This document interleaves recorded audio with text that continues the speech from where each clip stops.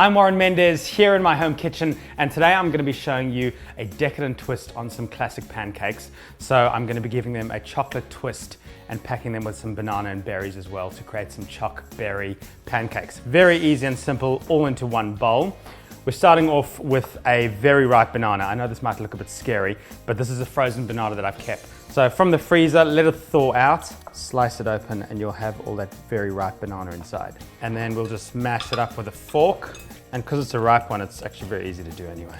So even though this is a choc-berry pancake, but I'm still gonna add some brown sugar just to pump up that flavor. And then also a whole egg, about 50 grams of melted butter, and then just gradually add some full cream milk. That's all the wet ingredients done. So you can go on with a sieve and go in with some plain flour. And I prefer using plain flour instead of self-raising here because I want to regulate the amount of rise I get in the pancake, because I'm using quite a lot of baking powder to give it a lot of puffiness. And then a decent amount of cocoa. And then just get that in.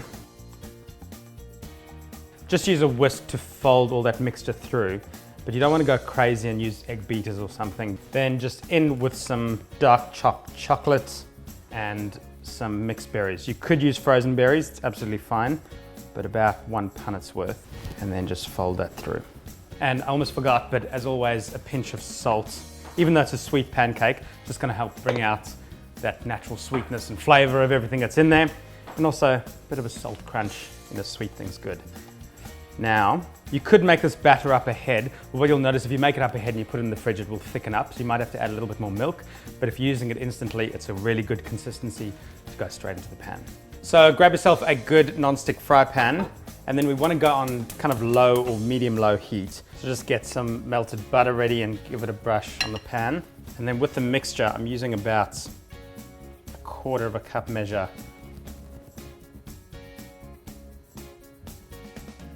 So grab your weapon of choice to do your flipping. I like a flat, kind of wide spatula, but anything will do. And you want to wait until you get holes on the top of the pancake, and that means it's kind of cooked through, ready to flip over, and just a few seconds on that side, and it'll be done. So once you've flipped, they're only going to need like 30 seconds on the other side because they've almost cooked through. If you want to keep them warm, you could just either wrap them in some foil or just put them in a really low oven, because we're going to have a lot of pancakes to work through, because I promise you're going to want to eat a lot of them. Okay, so all the mixture is used up. Now, all you have to do is do a stack as large as you want. And you could put some butter on top, but why not? I'm going for some double cream, some extra berries. And of course, it wouldn't be pancakes without some maple syrup. Look, I think they should be swimming in maple syrup.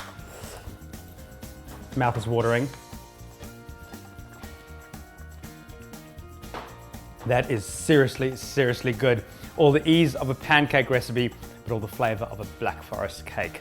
So if you'd like this recipe, head to delicious.com.au.